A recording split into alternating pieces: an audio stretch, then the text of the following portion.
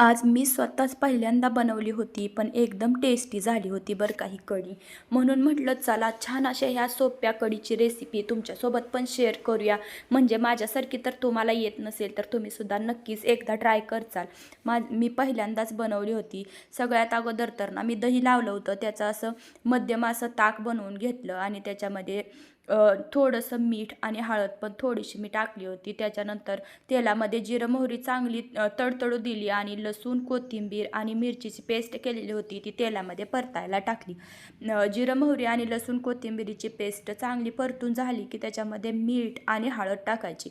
हळद थोडी जास्तीच टाकली होती. मी म्हटलं कढीला जर कलर नाही आला तर खावीशी वाटणार नाही, त्याच्यामुळे जास्तीच टाकायची बरं का. पण म्हणजे कलर एकदम छान येतो आणि तेलामध्ये छान असं परतून घ्यायचं. मीठ पण व्यवस्थित असलं तरच टेस्ट चांगली लागेल. त्याच्यामुळं मीठ पण मी अजून थोडं टाकलं परत. आणि ताक अगोदर बनवून ठेवलं होतं तर त्याच्यामध्ये पण थोडीशी हळद टाकावे म्हणलं.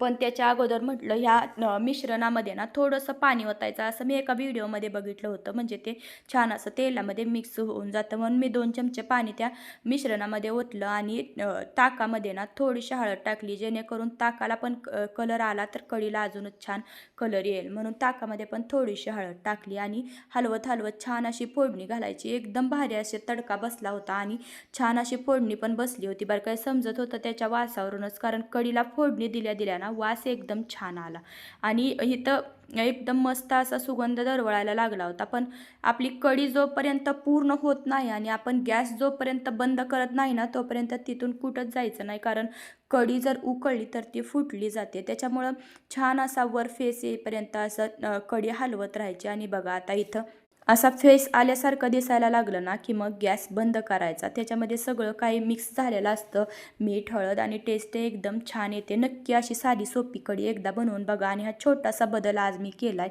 या 2 ग्लासांमध्ये ना थोडंसं मनी प्लांट आज मी आणून या खिडक्यांवर ठेवलं आहे. कसं वाटतंय ते तुम्हाला नक्की सांगा.